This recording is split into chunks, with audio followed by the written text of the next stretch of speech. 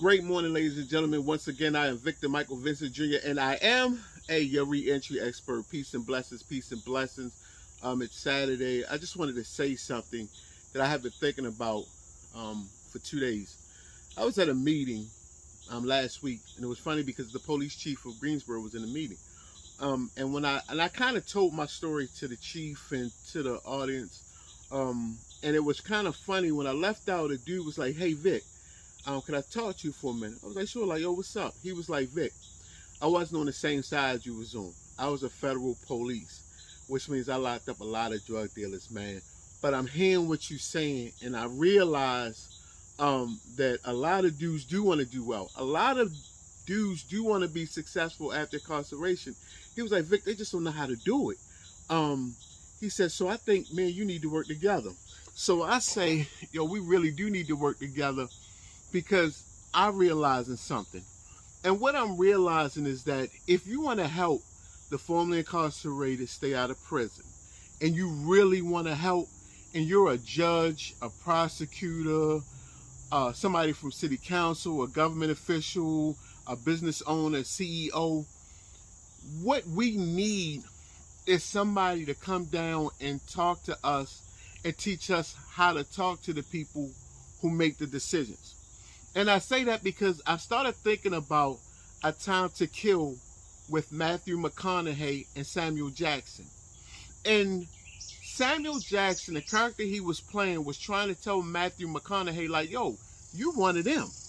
And Matthew McConaughey didn't recognize or even believe he was one of them. Because he felt like, man, I ain't no racist. Yeah, I'm white, but I'm not a racist.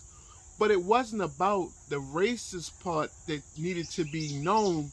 It was the fact that you needed to know you was one of them. You are one of them. And when Matthew McConaughey realized he was one of them, he gave that closing statement, and it said, now, he told them to close their eyes. He gave the story. He said, now imagine that's a white girl.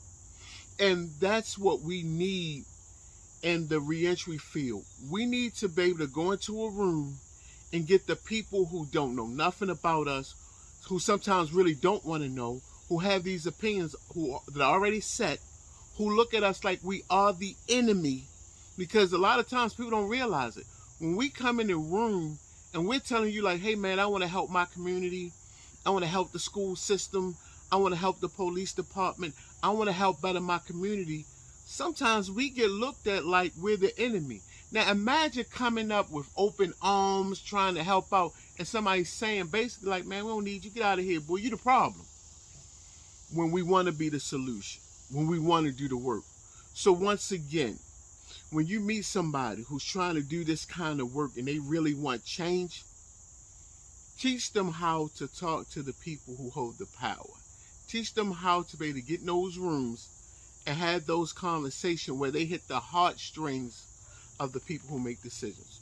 Once again, everyone's needed. It's a fight. Have a great weekend. Once again, I am Victor Michael Vincent Jr. I am your re-entry expert. And man, if you're not going to help, please stop being in the way because you're hurting too many people. Peace and blessings.